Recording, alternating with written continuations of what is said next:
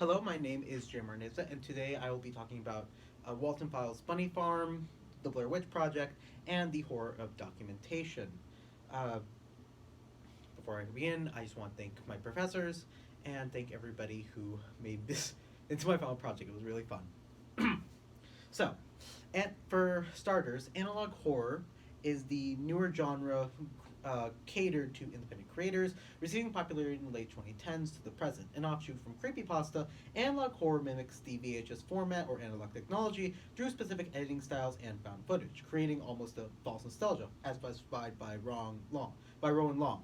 In defining the advantages impact within horror, I will be looking at Walton Files' Bunnyfarm 2021 by Martin Walls and The Blair Witch Project 1999 by Daniel Mimrick and Eduardo Sanchez. The synopsis of Bunnyfarm is an analog horror of a girl re-experiencing her traumas through an arcade game as becomes possessed, and The Blair Witch Project being of three film students creating a documentary in the woods which goes wrong through supernatural consequences.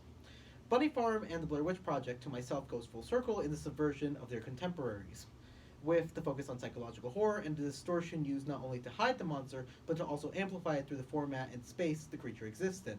To myself, the obscure viewing enacts both a feeling of claustrophobia, despite both films existing as within a false, open, abstract setting. Through its use of temporal space, based around the inherent formal qualities, both found footage and analog horror lead to a lack of resolution, along with proposing an imperfect documentation from technologies in horror.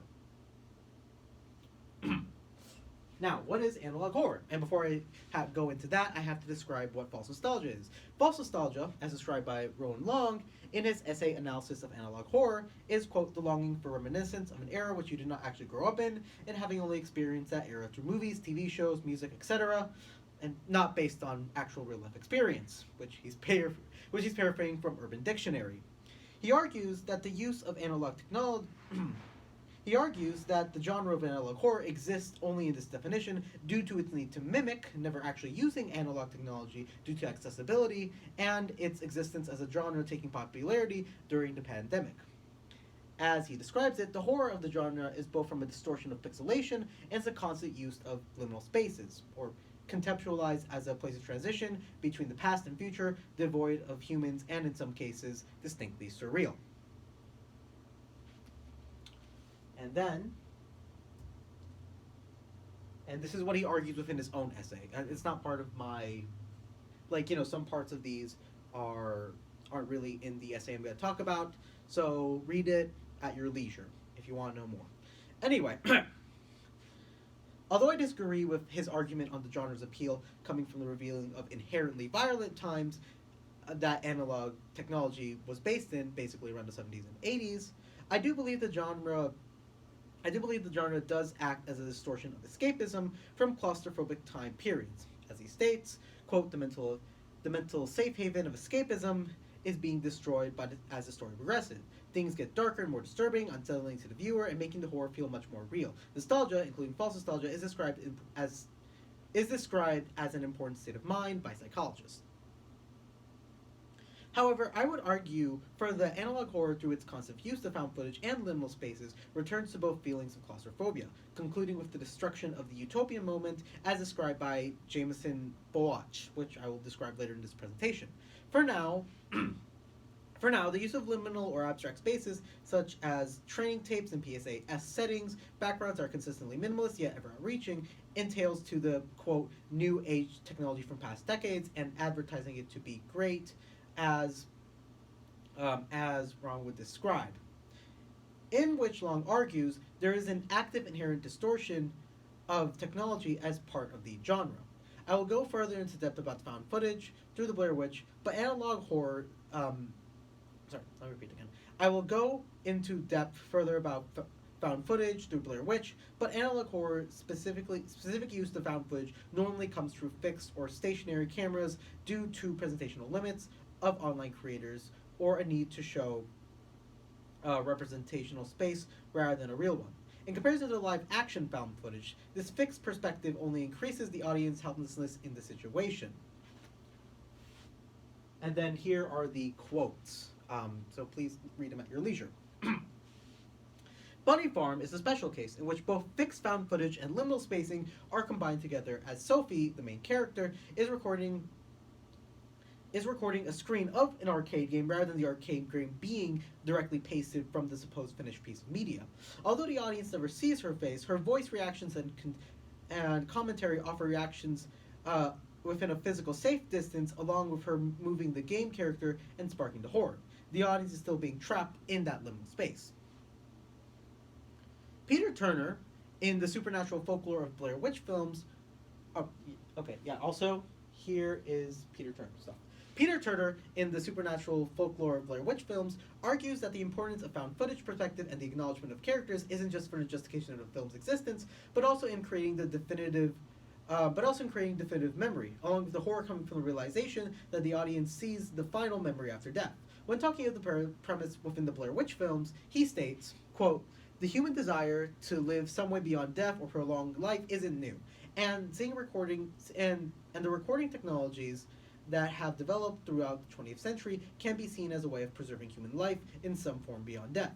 Andrew Blair says, someone he references, refers to this as the mummy complex, and where the appearance of a human body can be snatched from the flow of time, stored away neatly, so to speak, in the hold of life. Analog horror is a genre that focuses on the mummy complex through the victim's narrative. Popular series such as the Mandela Catalog have characters recording their final moments against the monster in order to not be forgotten. And I will be showing you a clip of the Mandela Catalog right now.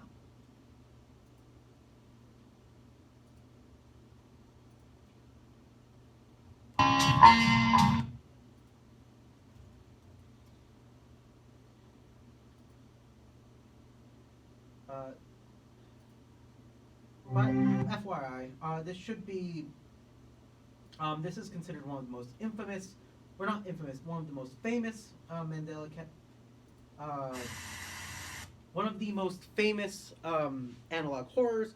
So, if you want to start anywhere, start here.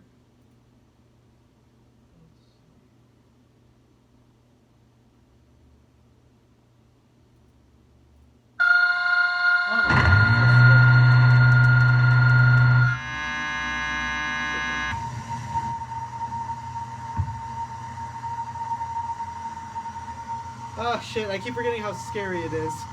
Excuse my language, please. Me and Mark, I have a gift for you. I have a present. I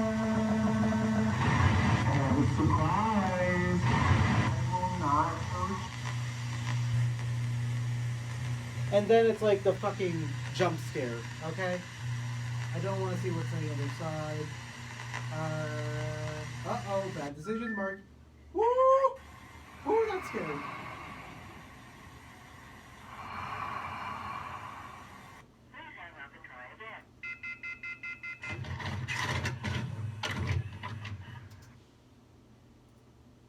Okay. Oops, sorry.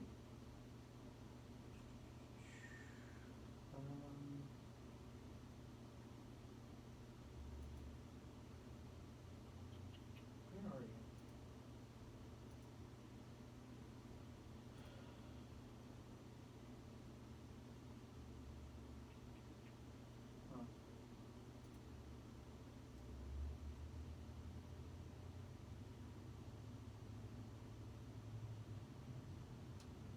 Okay.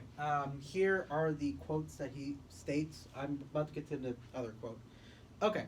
So when talking about the Mandela Catalog series with the characters, popular series such as the Mandela Catalog have their characters recording their final moments against the monster in order to not be forgotten. And while titles with police statements often do so after the victim's narratives. Either way, analog horror existing within it as an outdated technology implies that the character's stories have already concluded long before the audience discovers it. And the question from the active online audience comes from more what parts of the story are missing rather than how these characters will end or die. A really good example being Sophie's death, Sophie's unclear fate in Bunnyfarm in comparison to other films. And I will actually just show that clip right now, because why not? Because we're already talking about this.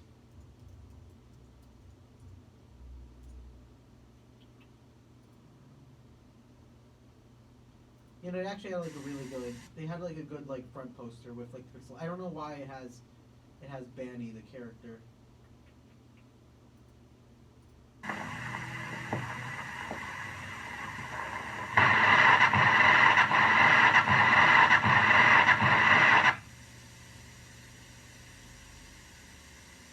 Midnight shadows fade, no one's left.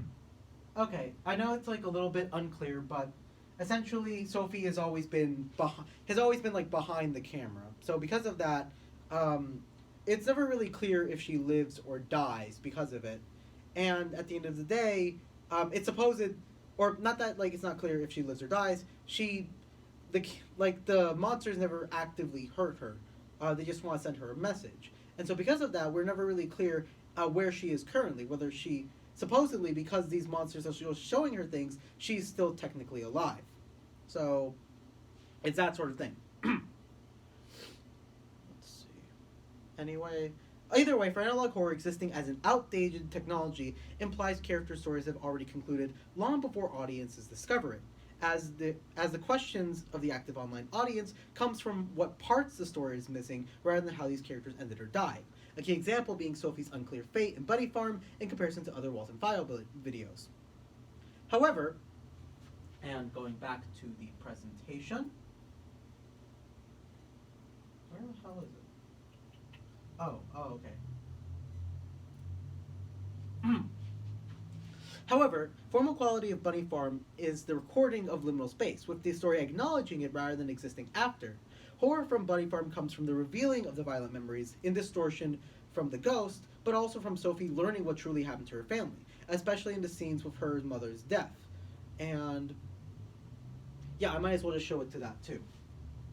This is just probably the best. I really want to gush about this film like so badly.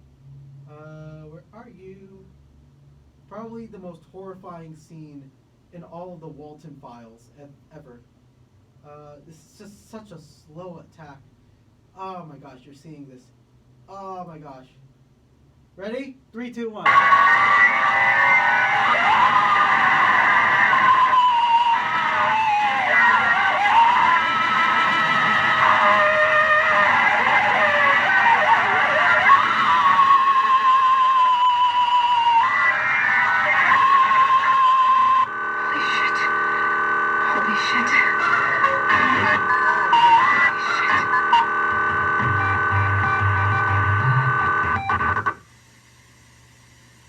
Oh, that's so good.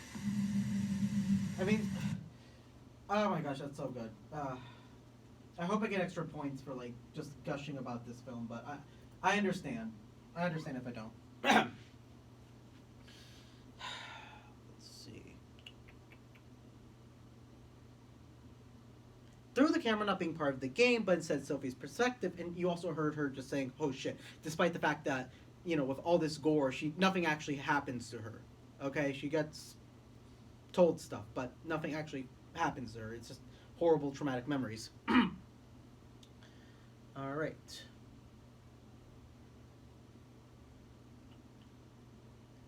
Through the camera not being part of the game, but instead Sophie's perspective, is there an implied mummy complex from the ghosts themselves, despite the danger already happening as the years went by. While analog horror such as Local 58 have the distortion of footage, has distortion of footage such as the video, has distortion of the footage within the video, it does so to supposedly enact violence outside of the video, distant from actual members viewing it online. But in Bunnyfarm, Sophie and the audience are one and the same, therefore replaces the perceived danger of attacking the audience and instead focuses on the psychology of characters within the film. Even then, the perspective of ghosts are both figuratively and literally distorted, as the constant shifts of gameplays to these memories, the ghost never being able to break free from the game's mechanics. And I will show it later. Returning to Turner and his interest in the Blair Witch films, he argues on how the first film, not being able to see the monster, also comes with realizing the imperfections of recording through the human lens, arguing the impossibility of the mummy complex. Arguing the impossibility of the mummy complex where characters are recorded, but their goals can never be achieved and only speculated as and only speculated by the audience. Quote, reality is all too encompassing to fit the small frame of the camera lens. Reality, quote unquote, is happening all around the filmmakers, and it is impossible to capture the event, or even a small part of it. So 2011 45. For the camera operating the characters, not even the photograph moving image camera can capture all they wish to record, and the spectators left with only a partial view of understanding of what is occurring.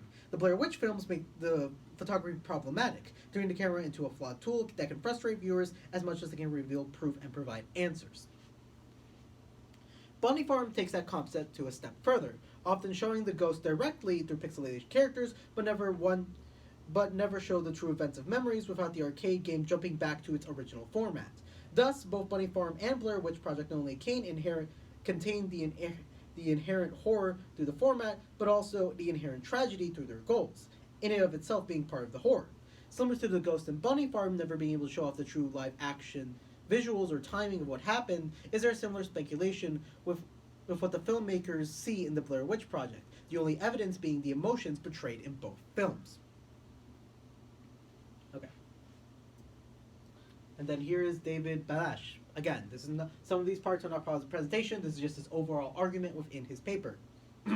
David Banesh, in Technology, Representation, and the Evisceration of Nemesis, is distasteful of the reviews for the Blair Witch Project. Reviewers often pointing to the film's horror from imagination. He argues that the true horror comes from the powerlessness of the main characters and, in extension, ourselves. Specifically looking at technology both as analog technology or recording technology, along with specifically looking at technology, both analog technology such as cameras, along with traveling tools such as maps and compass, can equate to the control of the environment, as he states below. Technologies are representations of what we know, omnipresent. Worse, they are the only possibility we have to engage the world. Yet they always feel flawed, always inadequate, always shifting and deceptive. The fact that the witch cannot be captured on film is the horror of the film, not because it empowers the unmediated imagination. It's horrifying because it dramatizes, shows the total reliance on technology that, if pushed, breaks, ruptured, and gives order to chaos. I agree with his sentiment on the imperfectionness of the camera overall representing the control of the environment between his film students and the witch. However, I would like to add the feelings of claustrophobia I saw throughout the characters and how they are metaphorically trapped and literally trapped when they are in an open setting. The constant deterioration of confidence characters have of each other and their space focuses overall on the trauma and hopelessness of the situation. Bashley would agree with me of this, as he states within his paper. And I'm just gonna switch to the presentation. Quote, the real horror of the film is built on the return to knowledge, that we remember that our powerlessness in a world saturated with but not immune to technological nemesis that we can never trust or escape. This leads me to the concept of the utopian moment that is implied within other horror films that found footage and analog horror does not pertain to. In his final paragraphs, Beige talks about how the formatting of found footage escapes the need to solve resolution, both within the subjects. And Benesh talks about how the formatting of found footage escapes the need for resolution, both how the subjects are framed and the implied nature of the footage. He states within the Blair Witch Project, what's so curious about BWP is that it taps into such fears and it offers no such resolution. The utopian moment simply is not to be found in the narrative film. It has been displaced by our plane of reception. The raw materials of BPD is no longer the raw materials of BWP are no longer in doubt. Our fears and insecurities of mimetic technologies that we can neither trust nor escape. BWP offers no consolation. Okay. In describing the utopian moment, he references James Boloch, Replication of Utopia in Mass Culture, in his essay Replication and Utopian of Mass Culture, with Boloch paraphrasing it as a moment within a film where false resolution of social issues, or supposed characters are essentially in a place where they're facing social or contemporary issues, and there's a supposed quote unquote false resolution, or a resolution that wouldn't actually fix anything, And then in blockbuster films, and this is within the paper, he's referencing from Jameson Balinch, the narrative construction of imaginary resolutions and by the projection of anthropological illusions of social harmony, or the narrative construction of imaginary resolutions and the projections of an optical illusion of societal harmony. For Bash, the utopian moment is a derailment from the Blair Witch Project.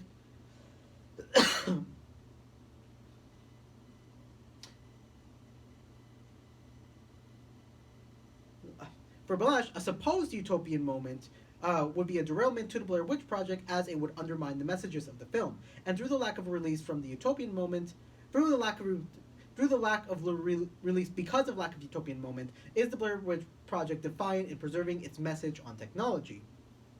Ending the film with the camera falling down on the and this is me stating how this works.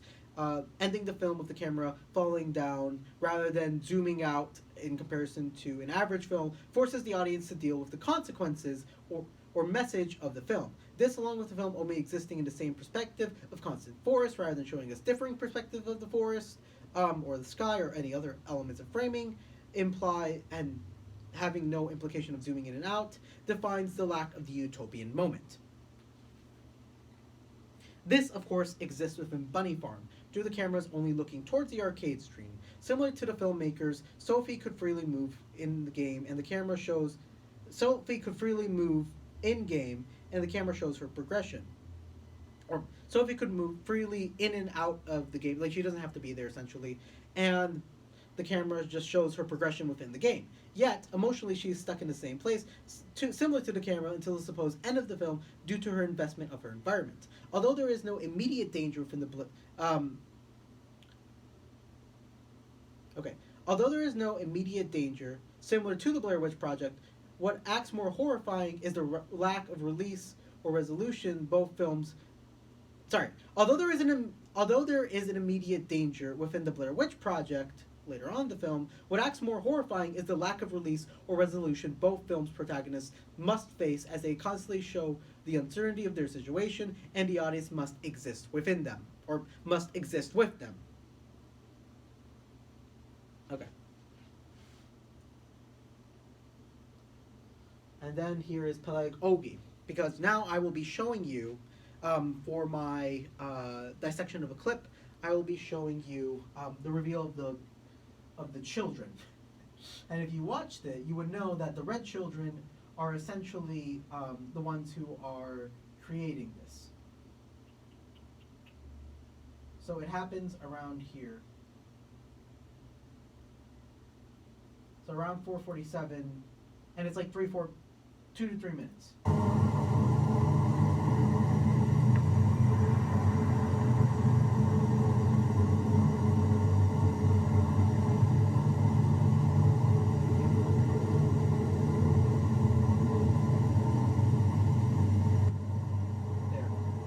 I love the audio uses.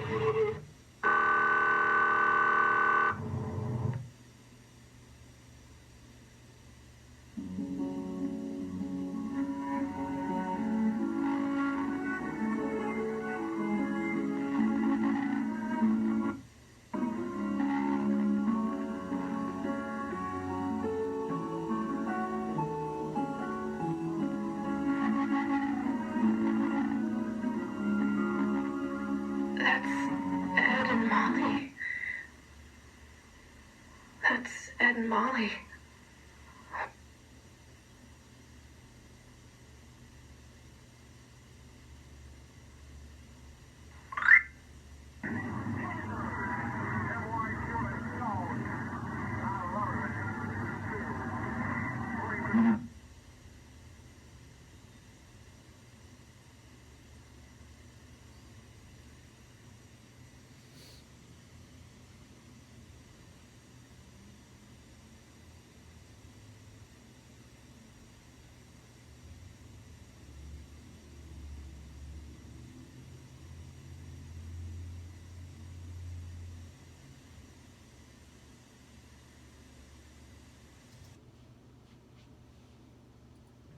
I would, Professor, if you are watching this, please fucking watch this. I swear to you, I'm always in love with this. I know you have like a bunch of other requests, but I don't know, for whatever God you believe in, please watch this.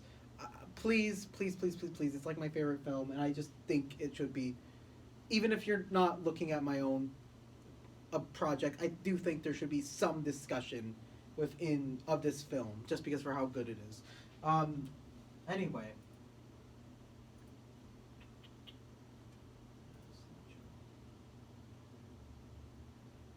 Okay. Both these films focus on memory. The impossibility of technology could record that due to their limits. The filmmakers within the Blair Bridge Project, it's the students, and within the Bunnyfarm, it will be the ghost, and then being overridden by emotion rather than factual. Although its implied bias doesn't exist within. Okay, although its implied bias doesn't exist within these retellings of those events, the audience can never be for sure. The obstruction of the view, and therefore leads to the horror coming up. Sorry, although its implied bias doesn't exist within the retelling of these films of those events, the audience can never truly be sure due to the obstruction of the film, and therefore leads to the horror coming from the dramatization of the events rather than the imagination of lack of view. Although both films can excel at this, one scene in Bunnyfarm shows the use of abstraction to create liminal spacing within the reveal of the primary ghost or supposed monsters. Okay, and like I said, keep that in mind. I just showed it to you. So, Bunnyfarm. Analog horror, due to its existence from an online space from independent creators, is trapped within the budgetary restrictions and therefore cannot heavily focus on realism. This hasn't stopped creators before, especially within the FNAF genre of analog horror. In animatronic-based horror, which inspired a whole subgenre within the constant use of CGI and semi-realistic monsters. And I feel like analog horror should ring a bell to some people, especially considering that the movie, which isn't that scary, came out. But essentially, it is, I wouldn't say it's the granddaddy. Gemini Home Entertainment could be argued to be one of the first, but it is definitely a large contributor to a lot of analog horror currently. Let's see, where was I? Thus, for separation, Martin Walls portrays his monsters with a paper-esque style, including the red children as seen in the clip in the film. All right, because like while normal, I guess I'll show you a clip of what a normal FNAF would look like.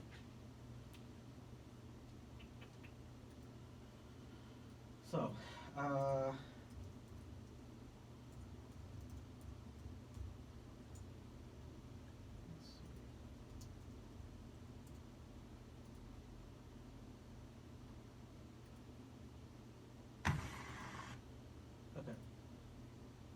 Ahoy, me mateys! It be your favorite swashbuckling buccaneer, Foxy, the Pirate Fox! Arg! When I tell ya, we got a grand show for you today, in just about 10 minutes! Wait, 10 minutes? That's right, 10 minutes! Can you bloody believe it? 10 minutes? Why, we better gather our gear before time runs out. Oh, and I gotta prep my singing voice. La la la la. Bonnie, make yourself useful and mop the stage, will you? Whatever you say. And this is analog horror as like best representation of it. Okay, so I'm just gonna play this clip to show you what the standard FNAF analog horror movie looks like. Although this is like a pretty good version of it. Foxy, I thought you wanted an audience.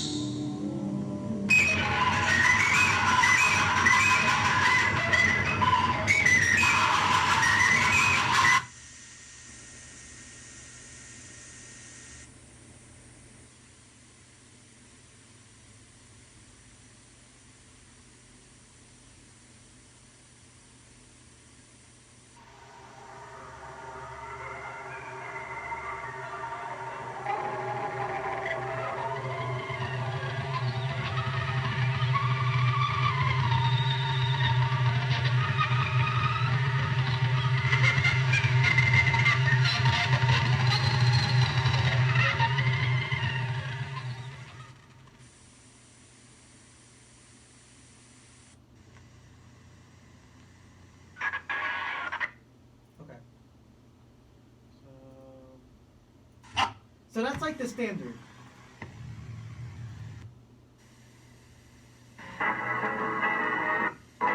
In comparison,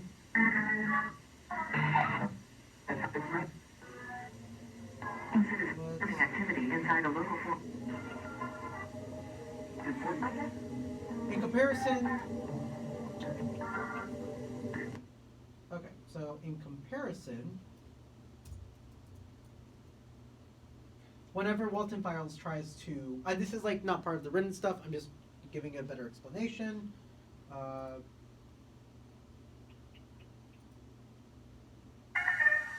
Rather than focusing on this,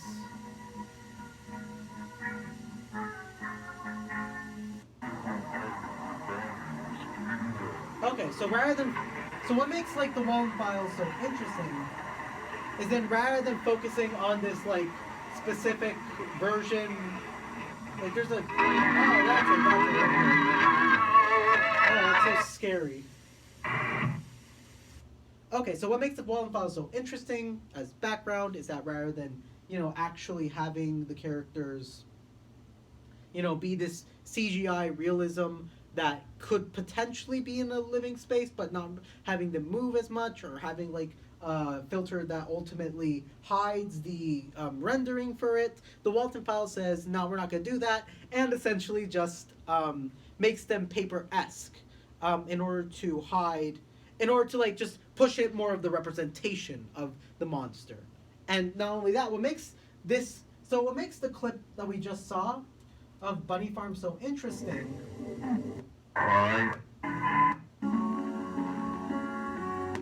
So what makes the clip of Bunnyfarm so interesting, for me at least, is how it all just boils down to representation. As you can see behind the space, there is a live action space, but yet it's still pixelated, and which blends nicely with the characters in front of it, which are clearly just representations. And now I will actually go back on the script.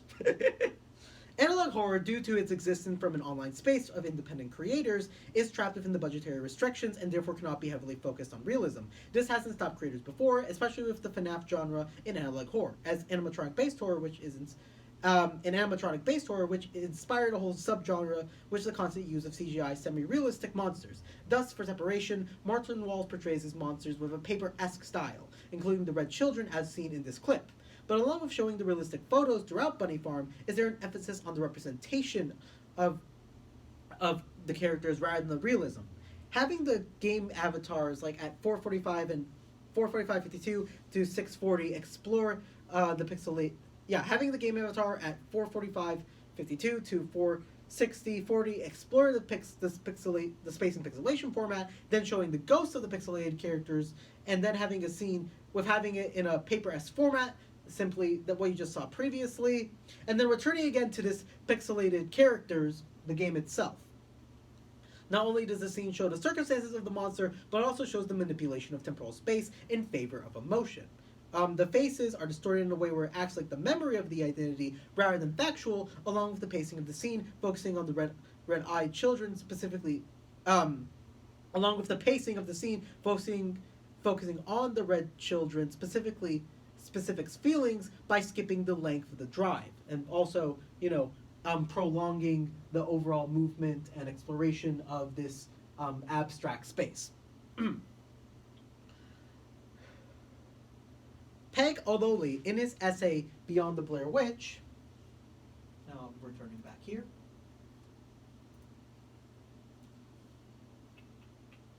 Okay, then this is where Peg Ololi comes in. Peg Ololi, in his essay Beyond the Blair Witch, A New Horror Aesthetic, argues that the atmosphere of realism of the Blair Witch comes from the illusion of reality, and thus making it effective as a horror. However, Ololi states the impossibility of true authenticity when considering the found footage format. I'm going to keep this up here. I'll read it first, and then I'll put it up. Quote, ironically, the real filmmakers, in order to craft their narrative, had to edit more than 100 hours of raw footage. The realness quoted within the Blair Witch is stemmed from the jerky camera movements and unscripted, awkward, repetitive dialogue, which, despite being completely natural, nevertheless occasionally has a false ring to it, for audiences weaned on seamless. And then, I'm just going to flip it here. Similar to how the realness of the Blair Witch is impossible to be factual and instead is made through the representation within edits of specific scenes, the realness of the Red Children, when retelling their memories, implies the impossibility due to the analog horror format. That being, you can't really show the full drive, you can't really show the full face of emotions, you can't show anything that's existing as you would in like a live action format, where you have like characters doing specific actions and actors and yada yada. Thus, Bunnyfarm is separating itself from specific tropes through the use of paper as style, and returning again to pixelation do the visuals imply more. Thus, in Bunnyfarm separating itself from specific tropes through the use of paper as style and returning again to pixelation, do the visuals imply more as a vessel of emotion rather than the vessel of gore and violence. Therefore, as Banchley would point out, dramatization is the key focus in films such as The Blair Witch Project and Bunnyfarm. Both The Blair Witch Project and Bunnyfarm, the horror lies in how the format represents the monster rather than the monster's physical existence to our world. And so with that, I have 3 questions for all of you, who are watching at home. In defining the space and where the monster lacks any physical danger towards the protagonist, do films like Bunnyfarm have to rely heavily on the dramatization or distorted memory to scare the audience and send a horror message? Is there any other way to do so? That's the first question. The second question is, how can the faults of technology better be defined in horror without the use of distortion or the failure of objection? And when I mean failure of objection, I mean, you can't see the Blair Witch because we never actually get the chance to record her or whatever. And then the third and final question is, in implying the feelings of claustrophobia through liminal or supposedly open spaces, is it possible for that feeling to be explored deeper rather than just subversion? How can the abstraction of space explore the monster if that is the only representation of it? And this is specifically looking at the Blair Witch, since the only representation we have of the monster is just of the forest itself. We never see any supernatural stuff in it. So how can we define the Blair Witch deeper besides that use of space? Or how can we delve deeper into that use of space in order to define the personality, in order to define the specific characteristics of the Blair Witch? And yeah, that is my presentation. So either way, professors, thank you so much for watching this, and I hope you enjoyed.